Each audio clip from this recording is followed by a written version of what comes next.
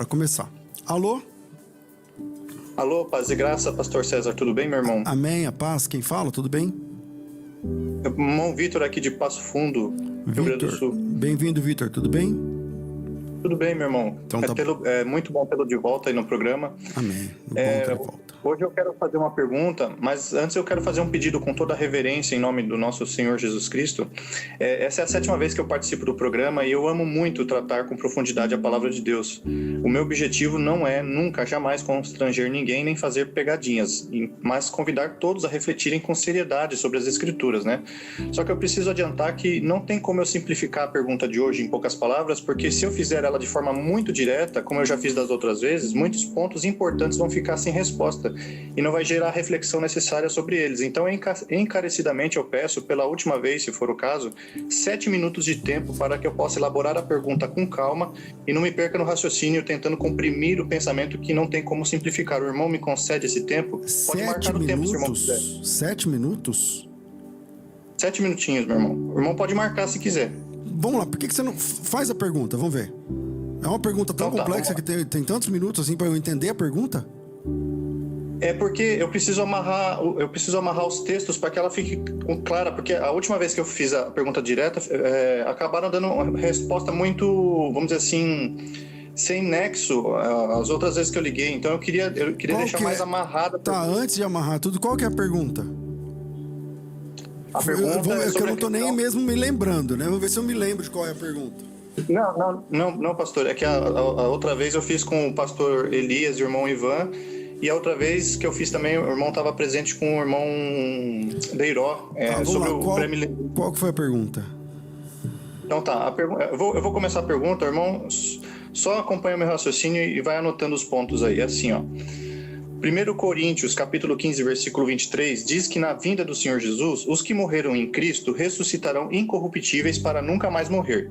Jesus, nosso mestre, disse expressamente em João, capítulo 5, versículo 28 e 29, que vem a hora em que todos, sem exceção, os que estão no túmulo, ressuscitarão, uns para a vida eterna e outros para a condenação eterna, reforçando o que já está escrito em Daniel, capítulo 12, versículo 2. E mais ainda, o Senhor Jesus disse expressamente, de forma literal e objetiva, 4 vezes em João, capítulo 6, que a ressurreição dos mortos será no último dia. E Marta, irmão de Lázaro, confirma conscientemente isso em João capítulo 11, versículo 25. Com isso, compreendemos que o último dia é o dia da vinda gloriosa de nosso Senhor Jesus Cristo nas nuvens. E é neste dia em que todos os mortos ressuscitarão para serem julgados. Uns para absolvição e galardão e outros para a condenação eterna. Então, a primeira parte da sua exposição é que a ressurreição dos mortos, cujos mortos ressuscitarão de forma incorruptível, salvos, acontecerá no último dia. Ok, o que mais? Tá. Os textos que dão base, que é os mortos das duas classes vão ressuscitar juntos, é 2 Timóteo, capítulo 4, versículo 1, que fala que será na vinda, e Apocalipse, capítulo 11, versículo 15 ao 18. Calma aí. Agora estamos numa segunda etapa. Na segunda etapa, você está dizendo que os dois, salvos e perdidos, ressuscitarão no mesmo momento. Então, vamos lá. 2 Timóteo, capítulo 4, versículo 1. Tá, vamos ver se diz isso. Conjuro-te perante Deus e Cristo Jesus, que há de julgar vivos e mortos pela sua manifestação e pelo seu reino. Esse texto não diz isso que o senhor falou. Qual que é o próximo? É que na minha versão tem a palavra vinda lá. Não sei qual a versão que o irmão está usando. Eu estou usando a revista atualizada. É a palavra manifestação. A palavra grega ali é epifaneia, né? Mas vamos lá, qual que é o outro texto? Mas a manifestação é a vinda, não tem outra manifestação. Tem alguma outra manifestação que não seja a vinda? É que assim, Jesus Cristo, ele pode se manifestar várias vezes, inclusive depois da sua vinda. Isso é um fato comum, por exemplo. E Jesus manifestou-se assim, não sei o que, quando eu estava na Galileia. E Jesus manifestou-se assim. Então, o fato da manifestação, a palavra manifestação, não necessariamente significa que é unicamente naquele dia. Isso é um ponto, tá? Não, então tudo bem. Então tá. Então vamos deixar 2 Timóteo 4:1 de lado. Então vamos usar qual que é o próximo? Então vamos usar como base então Apocalipse 11, 15 ao 18, que é a 7ª trombeta, então, que lá fala que será na vinda que será julgado todos os mortos, será dado o galardão aos profetas, aos servos. Tá? O irmão lembra desse texto, né? O capítulo 11, lembro, eu li anteontem. Vamos lá. Capítulo 11, diz, o 7º anjo tocou a trombeta, ouve no céu grandes vozes dizendo: os reinos do mundo se tornou do nosso Senhor e do seu Cristo, e ele reinará pelos séculos dos séculos. Esse texto também não diz isso. Tá, mas não fala do julgamento dos mortos nesse texto? Eu vou ler de novo. Você disse 11, 15. O 7º não, 11, anjo... 15 ao 18. 11, 15 ao 18. Tá, então vou continuar lendo. E os 24 anciãos se encontram sentados diante do trono, diante de Deus, prostraram-se diante do seu rosto, adoraram, dizendo: graças te damos porque, Senhor Deus, Todo-Poderoso, que és, que eras, porque assumiste o teu grande poder e passaste a reinar. Na verdade, as nações se enfureceram. Chegou, porém, a tua ira e o tempo determinado para serem julgados os mortos e para se dar o galardão a todos os seus profetas, os santos, os que temem ao seu nome. Aqui não diz que a ressurreição é junto. Mas julgar os mortos, irmão César, inclusive o irmão defende que a ressurreição é na última trombeta, não tem outro momento para ser julgado os mortos. Então vamos lá.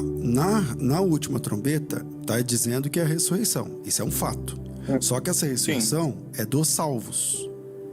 E aqui não está dizendo, no versículo 18, então calma aí, no versículo 18 do texto que o irmão está apresentando, não está dizendo que os salvos e os perdidos ressuscitam juntos.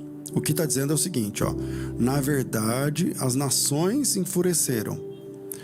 Chegou a tua ira, o tempo determinado para serem julgados os mortos. Chegou o momento, chegou o tempo. Não é que é agora, chegou o tempo em de serem julgados os mortos, para dar galardão aos teus servos, os profetas, aos santos, aos que temem o seu nome, tanto pequenos quanto grandes. Aqui não diz, para você entender que isso aqui está dizendo que a ressurreição dos salvos e perdidos é junto, isso depende de uma teologia pessoal e não de uma revelação do texto. O texto não está revelando isso. Então vamos usar o texto. Chegou o tempo da ira. O Senhor está dito aí, está escrito aí, não é? Não é isso? Chegou o tempo. Se é o tempo da ira, não pode ser outro momento que não a chegada de Cristo, porque lá esse texto é paralelo ao Apocalipse 6, 12 em diante. Vamos de novo. Não estou negando que aqui é a chegada de Cristo, mas aqui não está dizendo que os mortos ímpios são ressuscitados no mesmo momento. Não diz. Mas tá, então ele vai aplicar essa ira em quem, então? É só ver o versículo anterior. Assumiste o teu grande poder e passaste a reinar. Ele vai reinar em quem? Sobre quem? Versículo 18. As nações se enfureceram. Quem são essas nações que se enfureceram? Salvos ou perdidos? Os ímpios. Então, pois é, tá aí os ímpios. Eles estão aí. As nações se enfureceram. Então, chegou. Mas então, o Senhor vai derramar a ira só nos vivos. Os mortos vão permanecer, é isso? Os mortos serão julgados. Os mortos serão julgados depois. E como é que eles vão ser julgados? Que tipo de julgamento é esse? O juiz do grande trono branco. Apocalipse capítulo 20, versículo 11. Exatamente, é justamente o juiz do grande trono branco. Então é na vinda do Senhor que acontece o juízo do trono branco. Para mim continuar o raciocínio, uma vez que a ressurreição dos mortos é o milagre que estabelece que a morte perderá definitivamente o seu poder de atuar nas pessoas, conforme 1 Coríntios 15, versículo 54, que diz: tragada foi a morte na vitória. O seu fim imediato, em sequência consequente, é o lago de fogo, citado em Apocalipse 20, 14. Uma vez que a morte é derrotada com a ressurreição dos mortos, não faz sentido. A sua construção tem outro erro de lógica. Entendeu? Vitor, né? Desculpa, Vitor. Irmão César, deixa eu concluir a pergunta. A pergunta vai ficar registrada. Depois então, é que assim, você não está fazendo uma pergunta. Você não está fazendo uma pergunta. Em momento nenhum você fez uma pergunta. Qual é a pergunta? Então, é que eu preciso encerrar, vamos dizer assim, fazer essa construção para que a pergunta faça sentido, porque se eu fizer ela solta, ela vai ficar muito aberta. Mas eu já estou mostrando que o texto que você escreveu aí, ele tem erros de lógica profundos. Por exemplo, leia essa última frase que você citou. De qual texto? Do texto que o senhor está lendo na sua frente. O senhor está lendo um texto que o senhor mesmo escreveu. Leia as últimas frases. Tá, uma vez que a ressurreição dos mortos é o milagre que estabelece que a morte perderá definitivamente o seu poder de atuar nas pessoas. Concordamos. Como tá em 1 Coríntios. Concordamos. Certo? Então, ok, segue. Tá. O texto diz, 1 Coríntios 15, 54, tragada foi a morte na vitória. Concordamos. Ok. Você Segue. vai dizer que esse texto está se referindo só aos salvos. Só que tem um problema. Eu vou repetir de novo João 5, 28 e 29. O Senhor Jesus disse expressamente: vem a hora em que todos os que estão nos túmulos ressuscitarão, uns para a vida eterna, dependendo da tradução, traduz só como vida, e outros para a condenação eterna. Isso se aplica ao juízo do trono branco que o irmão acabou de assumir, que é na 7ª trombeta, porque não tem outro momento da ira de Deus se não for o trono branco. Eu não disse que é na 7ª trombeta. Eu não disse que é na 7ª trombeta em momento nenhum. Você está dizendo que eu acabei de assumir. Não é um fato. Não disse isso. Então, o erro de lógica, na minha opinião, é que o senhor está colocando a ressurreição dos ímpios antes do milênio. E essa construção, ela é impossível por conta de Apocalipse capítulo 20, versículo 4, 5 e 6. Lembra desse texto? Sim, lembro. Inclusive, eu estou com ele aberto aqui. Então, Só que tem um probleminha. Esse texto está dizendo que os mortos ímpios serão ressuscitados somente depois do milênio. Não, o texto não diz isso. Porque assim, tá escrito no versículo 5, mas os outros mortos não reviveram. O termo reviveram aqui a raiz da palavra não é anástasis. É exesan, que é da raiz da palavra vida, no grego, que é zoé ou zal. Então vamos por parte, ó. Você está questionando a questão da palavra. O versículo 4 diz assim, ó: vi ainda as almas dos decapitados por causa do testemunho da palavra de Deus. Tá, ninguém duvida que são salvos, que não adoraram a besta, né? Então pouco tua imagem, são salvos, ok? Tá. Eles viveram. A palavra lá também é zal. O que significa viveram? É vida, só que a vida aí, irmão César, é justamente a mesma expressão que o Senhor Jesus disse: todo aquele que crê em mim viverá e não morrerá, porque passou da morte para a vida. Só que para crer no Senhor tem que estar vivo, não pode estar morto. Não tem como um morto crer no Senhor. Por isso que o Senhor Jesus... Então calma aí, vamos lá, vamos por parte, ó. Ok. Essas pessoas são salvas, certo? Sim. Ok, elas foram salvas enquanto estavam vivas, porque agora elas estão mortas, né? Foram degoladas, certo? Sim. Ok. Essas pessoas que eram salvas quando foram degoladas, a Bíblia diz assim, ó. Vou ler de novo aqui.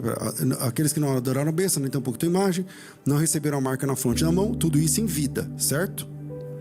Sim. Ok. E viveram e reinaram com Cristo por 1000 anos. Se eles foram degolados, como é que eles conseguiram viver e reinar com Cristo por 1000 anos sem ressuscitar? Então, acontece que o texto ali, ó, o não receberam o sinal em suas testas nem em suas mãos, que nós concordamos que são salvos, mas aí, ó, ponto e vírgula, aí nós temos um gênero literário que é o gênero analepse, é uma mudança de assunto aí, há uma mudança o texto temporal. grego não tem ponto nem vírgula, o Vitor. Então, na verdade, os tradutores erraram, então, quando fizeram a gramática do texto em colocar o ponto e vírgula. É que o ponto e vírgula não é tradução. Não existe tradução. Então, sobre ponto e vírgula. Então, o texto grego... Então, o texto mas grego... é a aplicação... O texto grego, ele não tem vírgula. Ele não tem ponto. Tá certo? Acho que você sabe disso. Então, então, não tem como você usar uma vírgula do português para gramaticar o negócio. Entendeu? Então, a pergunta é assim, ó. Essas pessoas concordamos... Vamos até onde a gente concorda. Concordamos que eles são salvos. O que nós concordamos? Concordamos que eles foram mortos em vida porque não aceitaram o sinal da besta. Concordamos, né? Concordamos. Ok. Aí o texto diz assim, ó, essas pessoas mortas, salvas, com o nome no livro da vida, elas viveram e reinaram com Cristo por 1000 anos. Como é que você entende isso, sendo que se você não entende que elas ressuscitaram aqui? Então, mas acontece que se fosse ressurreição, irmão César, a palavra teria que ser anástasis e não zoé. Entende? E teria que ser a mesma palavra que está no versículo 6, que é primeira ressurreição. Ali sim, a palavra é a data. Entendi o argumento. Entendeu? Entendi o argumento. Agora, quem decidiu isso? Que tem que ser essa palavra, senão não pode ser. Porque assim, Jesus Cristo disse assim no capítulo 1, versículo 18: Sou o que vivo. Fui morto, mas estou vivo. A palavra lá também é Zal. Sim. Ele não ressuscitou, então? Sim. Porque a palavra lá não é a palavra que você quer? Então ele não ressuscitou? Não, ele ressuscitou, mas ali o contexto, ele está falando ele já está vivo, ele não está falando que, ele não precisou dizer que ressuscitou, é uma coisa lógica. Mas acontece, essas pessoas aqui que eram salvas e morreram, a Bíblia diz que elas viveram e reinaram com Cristo por 1000 anos. Então elas ficaram vivas, certo? Sim. Ou não? Sim, elas viveram espiritualmente. Porque assim, irmão César, você está dizendo que elas viveram espiritualmente? Sim, eu vou explicar por quê. A primeira ressurreição é assim, bem-aventurado e santo aquele que não tem parte na primeira ressurreição. Sobre estes não tem poder a segunda morte. A segunda morte pelo contrário, você leu o texto errado. É bem-aventurado e santo aquele que tem parte na primeira ressurreição. Perdão, desculpa, é verdade, eu coloquei, sim, bem-aventurado e santo aquele que tem parte na primeira ressurreição, ok. Sobre estes não tem poder a segunda morte. A segunda morte, eu e você concordamos que é a morte eterna, aquela no lago de fogo, certo? Tudo bem? Sim, claro. Então, para nós não sermos participantes desta condenação, o que nós temos que fazer primeiro em vida? Os mortos, salvos, precisam ressuscitar na primeira ressurreição. Mas não foi essa a pergunta que eu fiz. Eu quero saber que para nós não sermos participantes da condenação eterna, irmão César, o que nós em vida precisamos fazer primeiro para nós não sermos participantes dessa condenação? Segundo esse texto que você está, com base nesse texto que você está apresentando, a gente tem que fazer parte da primeira ressurreição.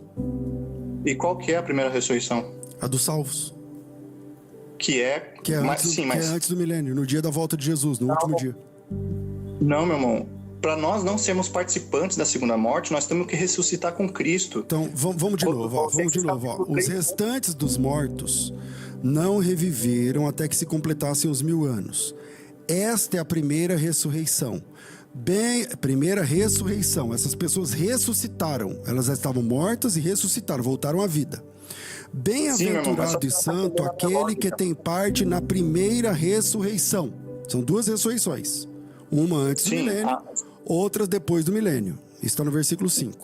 Bem-aventurados. Vamos de novo. Os restantes dos mortos não reviveram até que se completassem os 1000 anos.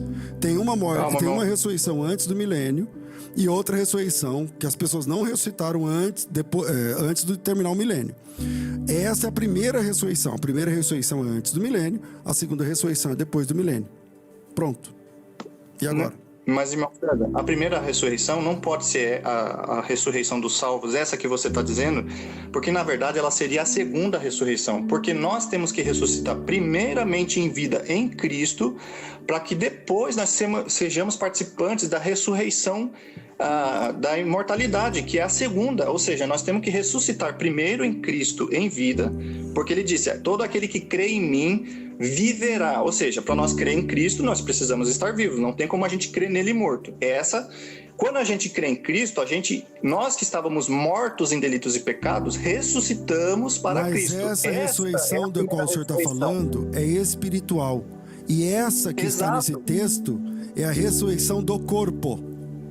Mas não faz sentido, tudo bem, eu creio na ressurreição do corpo, mas não faz sentido a primeira ressurreição ser a ressurreição objetiva, sendo que o contraste dela é a segunda morte, que é a condenação espiritual eterna. Então vamos lá, você quer literalizar a ressurreição espiritual como se fosse a contagem da ressurreição do corpo. Então vamos fazer uma pergunta lógica para você.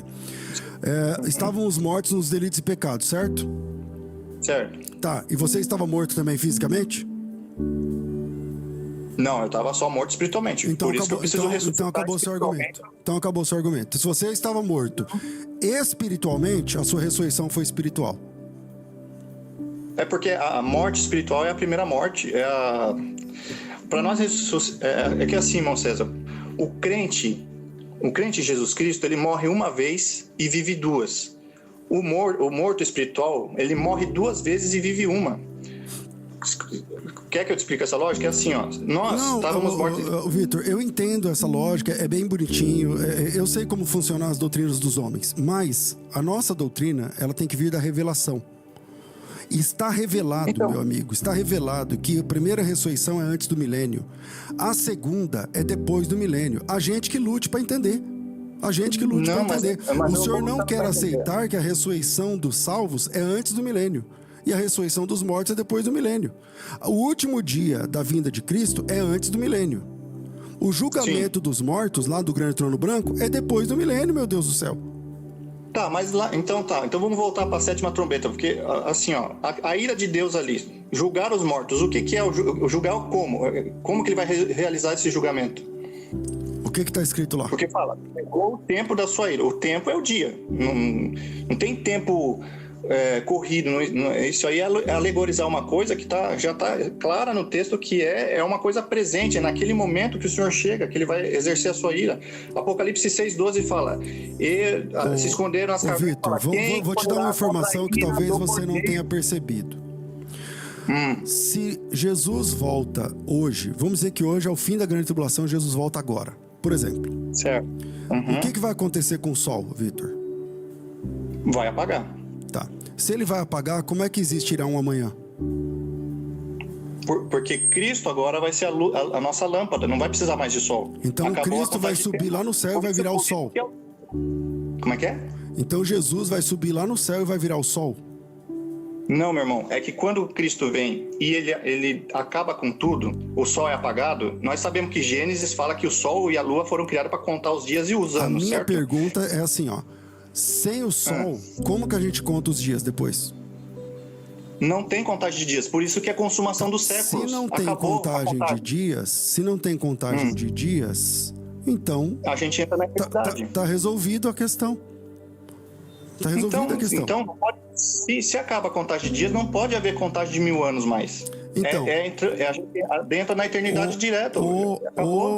O milênio, ele é literal, porém com uma cosmologia diferente da cosmologia do Gênesis. Na cosmologia, depois da volta de Cristo, nós temos uma cosmologia completamente diferente. Na primeira cosmologia de Gênesis, tarde e manhã é igual a um dia. Na segunda cosmologia, não tem sol, não tem lua, não tem mar, não tem estrela, não tem nada. Então, mas existe... Quem que vai contar os 1000 anos, então? Quem que vai contar os 1000 anos? Está escrito na Bíblia que os salvos reinarão com Cristo por 1000 anos. Certo, mas quem que vai fazer essa contagem? Os salvos vão reinar com Cristo. Os salvos vão reinar com Cristo. Antes da volta dele ou depois? Mas se tem anos, irmão César, você tem temporalidade. Então vamos lá. E tem os salvos vão reinar com Cristo antes ou depois da vinda dele? Os salvos vão reinar com Cristo depois da vinda dele. Ok, depois da vinda dele, certo? Por 1000 anos, certo? Não, é na eternidade direto. Tá, mas a Bíblia diz no capítulo 20 que nós estamos trabalhando, viveram e reinaram com Cristo por 1000 anos, certo? Então tá. Então assim, ó, pra encerrar, irmão César, eu não quero tomar o tempo do irmão. Um último texto. Já tomou o tempo. Um último texto, por favor, meu irmão. E aí eu prometo que eu encerro, tá, ok? Último. Tá. Vamos para a 2 de Pedro, então. A 2 de Pedro, eu entendo que resolve essa questão, tá? Ó, no versículo 7, 2 de Pedro 3, tá? No versículo 7, descreve que os céus e a terra que agora existem pela mesma palavra se reservam como tesouro e se guardam para o fogo até o dia do juízo. O irmão concorda comigo que esse dia do juízo é o dia do juízo final, correto? Não. Existe outro dia do juízo? Existe. Qual? O dia do Senhor. E não é o dia do juízo? Não, não é. Bom, você sabe que o termo juízo final está só na epígrafe do capítulo 20 de Apocalipse 11, né? É só você pensar... mas eu não estou falando da palavra... Eu não estou falando de epígrafe. Quem está citando isso aí é o Senhor. Então os anjos que estão reservados nas prisões eternas até o dia do juízo, que juízo que eles vão enfrentar? Eles não... Bom, vamos lá, de novo. Os anjos... aí o Vitor, é um outro assunto que não tem absolutamente nada a ver com a escatologia dos homens, porque os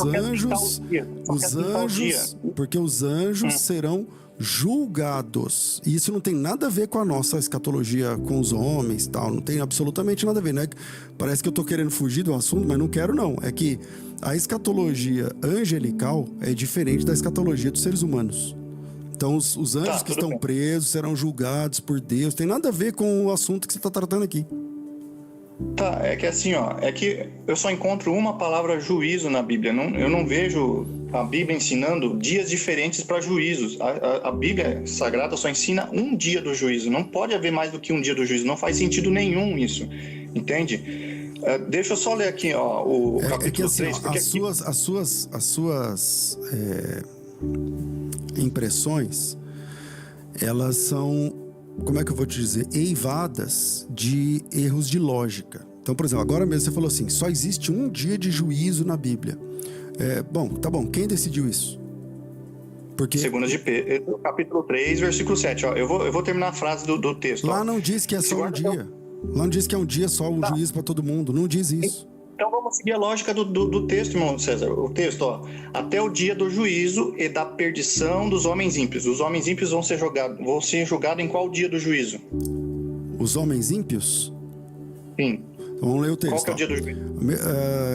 Estando reservado para o dia do juízo e destruição dos homens ímpios.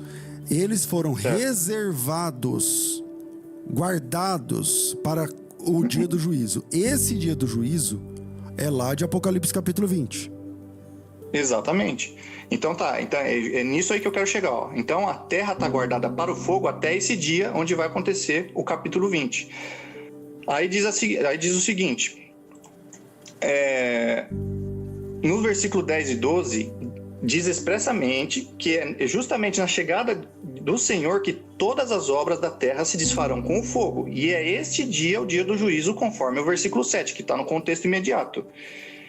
O que nos deixa muito claro que é o dia do trono branco, não pode ser outra data. Não. Então, os versículos 10 a 12 não dizem, a palavra juízo nem aparece ali. Não é verdade. Mas está no mesmo contexto, irmão César, por favor. Exatamente, está no mesmo contexto, mas ela não está dizendo que o dia do juízo é naquele momento. Não está dizendo. Isso aí é uma...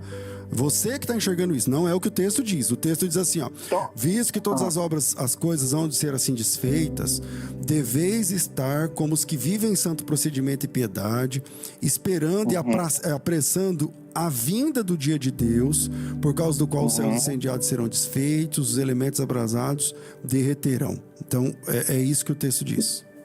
Então, mas esse dia não vai ser desfeito com fogo? É que assim, você está dizendo que esse dia vai ser o juízo. Não, então... final. Não é isso que o texto diz. É só isso que eu estou dizendo. Não é isso que o texto diz. Não é nesse dia. Aqui, ó, a lógica do texto. A terra vai ser desfeita com fogo. Ardendo se desfarão a terra e as obras que nela com fogo, certo? Versículo 10. Certo? Aonde vai ser o juízo final? Então, é esse link que eu estou tentando fazer com o irmão aqui, ó. Ó, eu vou... esquece os links. Só responda diretamente. Aonde vai ser o juízo final? No trono branco. Tá, e o trono branco vai ser aonde? Justamente na chegada do Senhor. Aonde? Aqui na terra, ele vai desfazer tudo. Então, você lê o capítulo 20, versículo 11, que diz assim, ó: vi um grande trono branco e aquele que nele se assenta, de cuja presença fugiu o céu e a terra. Não é no céu e não é na terra. Então, volta a pergunta. Se você está querendo fazer um link com Pedro, dizendo que essa terra vai ser destruída, não sei o que, tal, então aqui é o juízo do grande trono branco, como é que você faz com o texto de capítulo 20, versículo 11, que diz que no dia do juízo não será na terra? Não, tudo bem. Eu entendi a sua lógica, mas então, é justamente... Se você entendeu a minha lógica, desconstruiu o seu argumento, meu irmão. Não, César, não desconstruiu não, porque justamente o céu e a terra Eu vou te explicar por que não desconstruiu. Não desconstruiu porque o céu e a terra desaparecer da presença do Senhor é justamente porque ele desfez tudo que estava em volta. O Apocalipse 6,12 descreve isso daí. Se você ler os dois textos, ele faz essa narrativa. Fugiu os montes e as ilhas, houve um grande terremoto, fugiu os montes e as ilhas, o céu se desenrolou como um livro, ou seja, tudo está sumindo diante da presença do Senhor. Por isso que está escrito aqui no versículo 7, mas os céus e a terra que agora existem, pela mesma palavra, se reservam como tesouro e se guardam. Levando em conta essa mesma lógica, levando em conta essa mesma lógica, o céu também vai ser destruído, então? Vai, o nosso céu, firmamento, vai ser destruído. Não é o mesmo céu, reino da glória de Deus. Você tem que separar as duas coisas. O nosso céu vai ser desfeito, sim. Tá certo. Vitor, seus 7 minutos viraram 33 e eu agradeço. A gente vai pensar diferente, não concordo com essa sua assertiva. Para mim é um argumento cheio de falhas de lógica dentro dele, mas foi bom a gente teologar esses minutos. Muito obrigado, Vitor. Tá bom, meu irmão. Deus te abençoe. Me perdoa qualquer coisa se eu for. Não me senti desrespeitado em momento nenhum. Fica tranquilo. Deus abençoe. Tá bom, meu irmão. Deus abençoe, viu? Um forte abraço. Amém.